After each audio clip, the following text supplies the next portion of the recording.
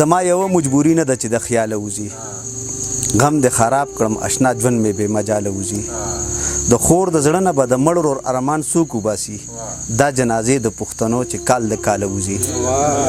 او ما به تر کومې بچ ساتې په دې تړلي جنګ کې ما به تر کومې بچ ساتې په دې تړلي جنګ کې دا د اجل ګولۍ ستا څه چې د دیواله وځي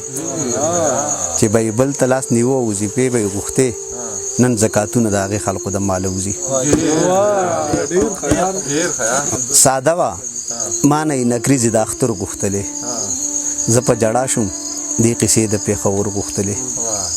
د پښتنو نه ناخبره وه په سول کې نه وه چې دواګانې یې د مړ جانان د سر غوښتلې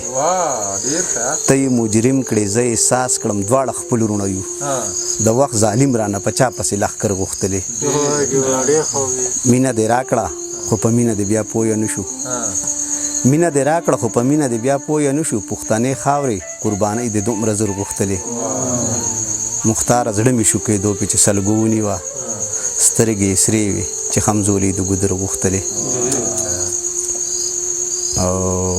داسې مینه وه چې شرط یې پکې نه کېښودو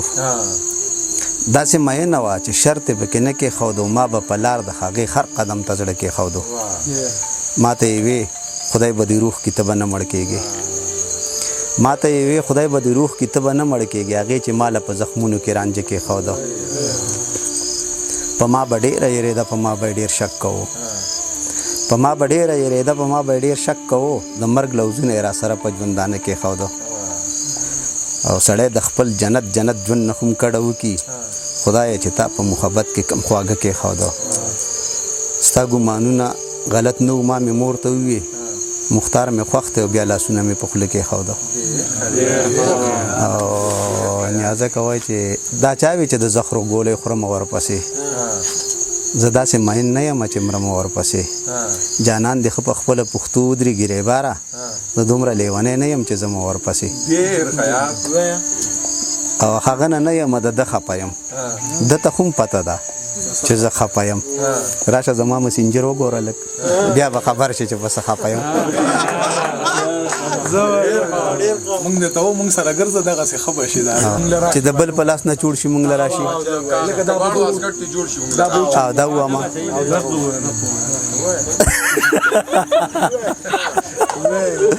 لکه کباړ والا ته ووایه زه یو شعر ته وایه یو به ورسره زه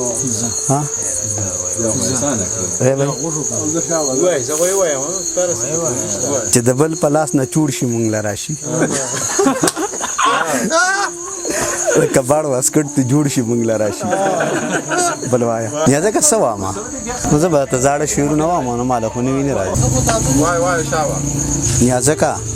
څه په ارمان ارمان یې مړه شو نو وګوره یاره زه چې بیا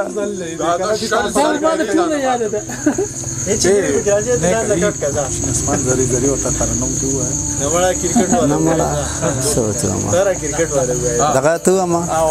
زوړ شي یا ځکه هغه د ډېرو خلقو یارو بس پرې ایښی مې دی صحیح دی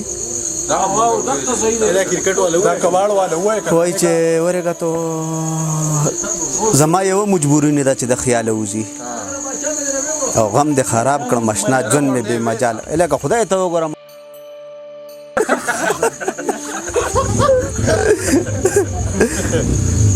یا ځکه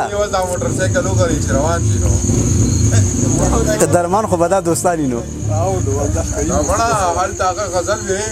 او مونږ په سور کې راغلی یو دا ما ته څنګه راواړی تا به ورته وایي چې په ساپیا